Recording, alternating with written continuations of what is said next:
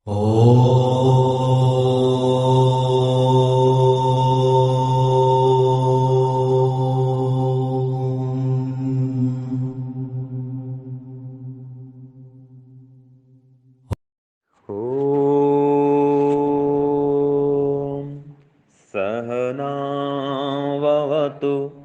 सहनौ भुनक्तु सह वीर्यं करवावहै तेजस्विनावधीतमस्तु मा विद्विषावहै। ओम शांति शांति शांति। इसके पहले आपने सूत्र 5 तक पढ़ा था। 3, 4 और 5 ये हम पिछले पाठ में पढ़े थे। तो सूत्र 3 में क्या था जी? नई सूत्र। हाँ हाँ, आवृत्ति। हाँ हाँ, आवृत्ति ही असकृत उपदेशात, ये सूत्र 3 था। क्या कहा था इसमें कि जो उपदेश सुनते हैं उस उपदेश को सुन करके उसकी फिर बार बार आवृत्ति करनी चाहिए। एक बार सुन लिया काम पूरा हो गया ऐसा नहीं, बार बार सुनेंगे उसको, उसकी आवृत्ति करेंगे तो उस आवृत्ति करने से विवेक फिर स्थिर होता है। ये तो हो गया सूत्र 3। और सूत्र 4 में क्या था? हाँ, पिता पुत्रवत उभयोः दृष्टत्वात्। तो इसमें क्या कहा था? पिता और पुत्र के समान। पिता पुत्रवत माने पिता और पुत्र के समान, अर्थात पिता का मरण हो रहा है और पुत्र का जन्म हो रहा है। तो इन दोनों को देख करके, दोनों घटनाओं को देख करके फिर उसको अपने ऊपर लागू करने से तत्वज्ञान उत्पन्न हो जाता है। तो पिता की मृत्यु हो रही है, पुत्र का जन्म हो रहा है। इन दोनों घटना को देखेंगे और दोनों घटनाओं को देख करके उसको अपने ऊपर लागू करेंगे कि मेरा भी जन्म हुआ है तो कभी मेरा भी मरण होगा। जैसे पिता का मरण हो रहा है और बालक का जन्म हो रहा है, तो जैसे बालक का जन्म हुआ ऐसे कभी पिता का जन्म हुआ होगा, और जैसे पिता का मरण हुआ ऐसे कभी इस बालक का भी मरण होगा और मेरा भी ऐसे मरण होगा, मैंने भी जन्म लिया है। तो ये अपने पर लागू करेंगे तो विवेक उत्पन्न हो जाता है। फिर सूत्र 5 क्या था? श्येनवत। हाँ, सुख दुखी त्याग वियोगाभ्याम। तो श्येन माने क्या होता है जी? बाज पक्षी। तो सुख दुखी और त्याग और वियोग इसका संबंध है। सुख का संबंध त्याग से है और दुख का संबंध किससे है? वियोग से है। तो क्या क्या इसमें कहानी थी कि सियन अर्थात एक बाज पक्षी कहीं से मांस का टुकड़ा को प्राप्त करता है, लेके जाते रहता है, और उससे बड़ा पक्षी जो गिद्ध है उसको देख लेता है, अब उस पर आक्रमण करता है। तो अगर स्वेच्छा से उसका त्याग कर देता है मांस का, तो वो मांस के टुकड़े को लेकर उड़ जाता है और उसको कोई हानि नहीं पहुंचाता।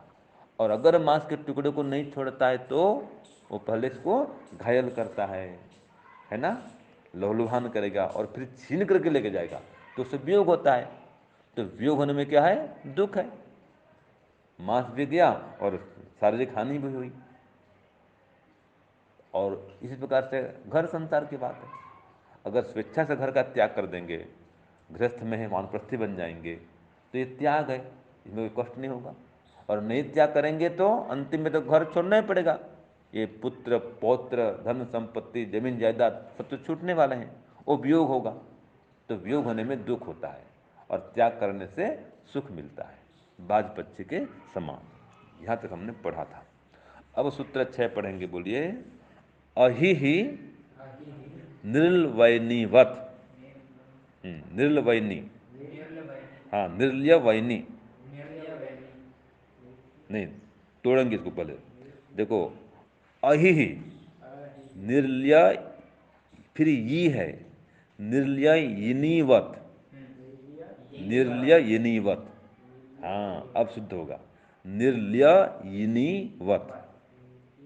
तो अगर संधि कर देंगे तो क्या होगा? अहिर निर्वैनीवत, ये है अहिर निर्वैनीवत, ये संधि जोड़ करके। और अगर संधि छोड़ देंगे, तोड़ देंगे, विच्छेद करेंगे तो क्या होगा? अहि ही निर्लय यिनीवत। ये तो क्या इसमें संदेश है? तो कहा कि हेयस्य त्यागे ही सुखम, जिसको छोड़ना चाहिए वास्तव में उसको छोड़ देने में ही सुख है। ये विवेकी व्यक्ति का कर्तव्य है। अर्थात जो त्याज्य है उसको छोड़ दो, उसका त्याग कर दो, नहीं तो दुख पा जाओगे। जैसे कि इसमें कहा अहि ही, मन सांप, अहि कहते हैं सांप को। तो वो क्या करता है जी? नीलवैनी, अर्थात जो उसकी केंचुली है, जीर्ण शीर्ण केंचुली है, उस जीर्ण शीर्ण केंचुली को, माने जीर्ण शीर्ण त्वचा को वो छोड़ करके सुखी हो जाता है। कौन? सांप। उसके शरीर के ऊपर में एक सफ़ेद कलर का दिखा होगा आपने, एक होता है आवरण, प्लास्टिक समान दिखता है ना? तो क्या करता है, जब वो आवरण है उसके शरीर में चढ़ जाता है तो आंख भी ढक देता है, पूरे शरीर में वो छा जाता है। तो वो जाता है कहीं पर और कोई कांटे में या नुकीले पदार्थ में मुंह को अड़ाता है, गड़ाता है, और वो जो मुंह तक तो आज आ गया था, पूरा सब तो भर गया था जो आवरण है केंचुली का। तो उसको डाल करके उसमें फंसा करके इस कील में फिर पीछे से निकल जाता है। तो वो जो केंचुली है वो तो वहाँ रह जाता है, शरीर का पीछे से बाहर निकल आता है। तो इस प्रकार वो पुरानी केंचुली को छोड़ करके सुखी हो जाता है। अगर नहीं छोड़े तो चलना भी कठिन होता है, उसका शरीर भारी हो जाता है और दिखता भी नहीं है। हाँ, जैसे कि ये कांटा है, ठीक है, यहाँ अब मुंह को हाँ लगा दिया, लगा करके निकल जाएगा, या आगे से निकल जाएगा बोल रहे हैं आप? हाँ जी, वो आगे से निकलता है। आगे से निकलता है। ऐसे रहता है ना, बीच में कोई हाँ फाँक रहता है, इसमें से ढुकेगा, वो दोनों से चबल से निकलेगा। कहीं हाँ। कहीं बाँस में होता है ना, जैसे बाँस रहता है बात पे, तो इसमें से ढुकता है ना, तो दोनों से केंचुली में इसी में फंस जाएगा, वैसे तो निकल जाएगा। आगे से निकले या पीछे से निकले, लेकिन निकलता जरूर है। हाँ, निकल जाता है। ठीक है जी, पीछे भी निकल सकता है। अब कांटा से जो लगा दिया है, अब जो ना वहाँ फंस गया ना भाई, हाँ, तो फंस अब जाता है, टूट के निकल पीछे जाता आगे निकल जाएगा ना, आराम से निकलेगा। है। ठीक है, हाँ ये चलेगा। फंस जाता है ऐसे निकल जाता हाँ, निकलना मुख्य है। अब आगे से निकले चाहे पीछे से निकले, ठीक है जी। तो आगे से फंसा दिया तो पीछे निकलना तो अनुकूल पड़ेगा ना उसको, जैसा भी निकलता होगा, लेकिन उस केंचुली को वो छोड़ देता है, त्याग करता है, तब सुखी होता है। इसी प्रकार से इसमें कहा कि बहुकाल उपभोक्ताम भुक्त भोगाम भोग सृष्टिम विवेकतः त्यक्त्वा सुखी होती। कि जो विवेकी व्यक्ति है वो क्या करता है, बहुत काल से ये भोगते भोगते आ रहे सृष्टि को विवेक पूर्वक छोड़ देता है, अर्थात इन विषयों में वो आसक्त नहीं होता है। कितने सालों से तो विषय भोग कर रहे हैं, हर जन्म में वही बच्चे कच्चे पैदा करना, वही धंधा व्यापार नौकरी करना, वही शादी ब्याह करना, और फिर बाद में मर जाना, फिर अगले जन्म में फिर वही करना। छोटे छोटे बच्चे होते हैं क्या करते हो, लिखते हैं पढ़ते हैं, फिर बाद में बड़े होते हैं तो नौकरी करते हैं, नौकरी बाद में फिर विवाह करेंगे, विवाह बाद फिर संतान होगा, और फिर उसको फिर लिखाओ पढ़ाओ बड़ा करो, फिर मर जाओ। तो ये तो कम चल रहा है, तो बार बार वही संसार का भोग भोग रहे हैं, तो कई जन्मों से भोगते आ रहे हैं। ठीक है, कितने जन्म बीत गए। तो अब ये जो सृष्टि है अनेक बार भोगी जा चुकी है हमारे द्वारा, ये खाना पीना चलते आ रहा है, जहाँ जाओ वही है, तो खाना पीना करेंगे क्या, क्या क्या करेंगे और भात दाल सब्जी रोटी खाओ, कहीं जाओ भारत भर में, ठीक है, और कहीं देश गए तो ब्रेड खाएंगे, उसका कोई भोजन होगा, विदेश में जाएंगे तो चीन में चले गए तो मांसाहार खूब चलता है वहाँ। तो जहाँ भी जैसा होता है देश काल वातावरण, उसके अनुकूल भोजन करते हैं। बंगाल जाएंगे, बहुत मछली खाते हैं बंगाल में, ठीक है जी। तो सबका अलग अलग भोजन है। तो हर सृष्टि में हर जन्म में ये चल रहा है, जिसका भी जो भोजन है वो भोजन करता है, हर बार भोजन करता है, ऐसे ही संतान उत्पन्न करता है। सोता है, खाता है, पीता है, अन्न उपार्जन करता है, धन उपार्जन करता है। मनुष्य बने तो धंधा व्यापार नौकरी करता है, और पशु पक्षी बनाए तो कोई चारा खाएगा कि दाना चुगेगा, जो उस स्तर का है प्राणी। तो ये खाना पीना करना भोगना इधर चल दिया रही इसी परंपरा। तो इसको बार बार भोगे हुए सृष्टि को वो विवेक पूर्वक छोड़ देता है, माने उन विषय भोगों में आसक्त नहीं होता है, तब फिर वो सुखी हो जाता है। तो सूत्रार्थ लिखिए सूत्र 6 का, लिखिए, जैसे सांप पुरानी केंचुली को छोड़कर, जैसे सांप पुरानी केंचुली को छोड़कर सुखी हो जाता है, वैसे ही विवेकी व्यक्ति इस अनेक बार भोगी हुई पुरानी सृष्टि को छोड़कर सुखी हो जाता है।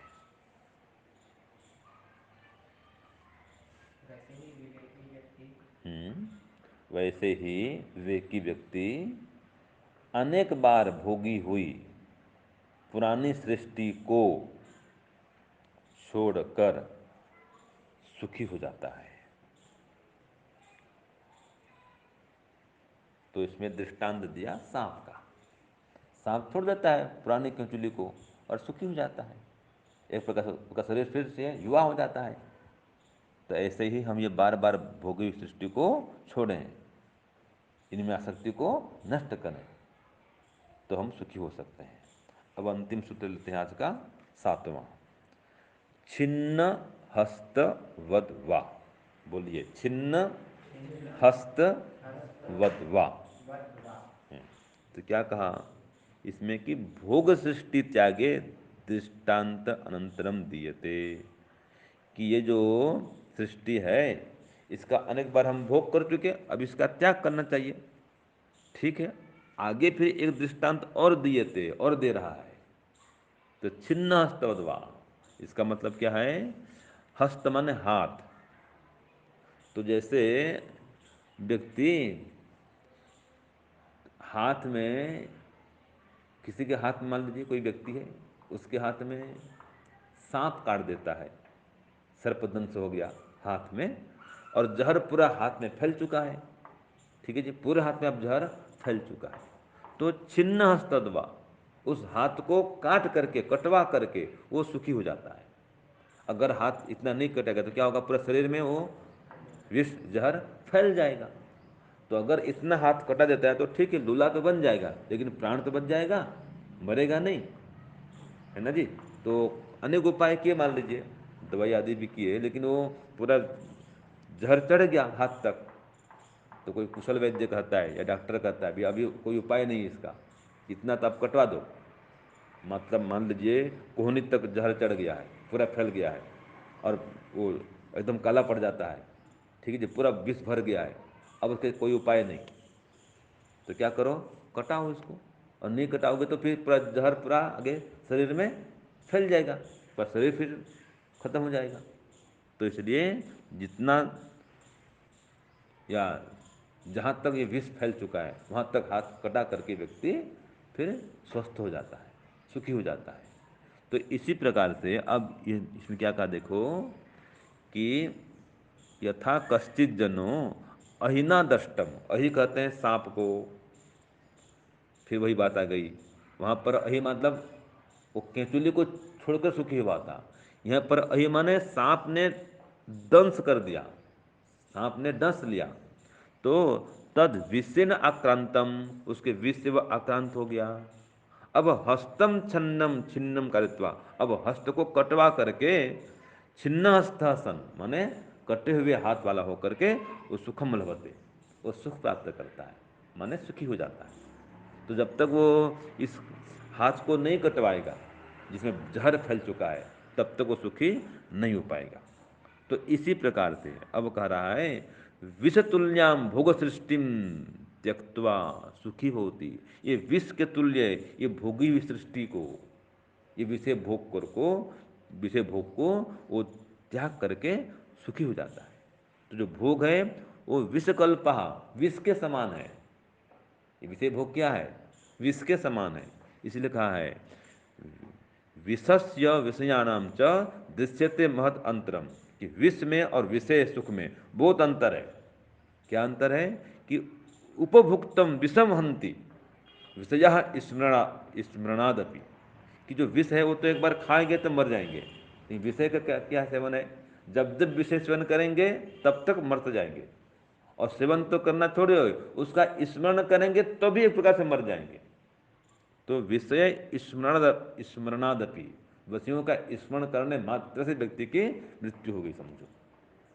इसलिए ये बार बार भोगी हुई सृष्टि को छोड़ना चाहिए।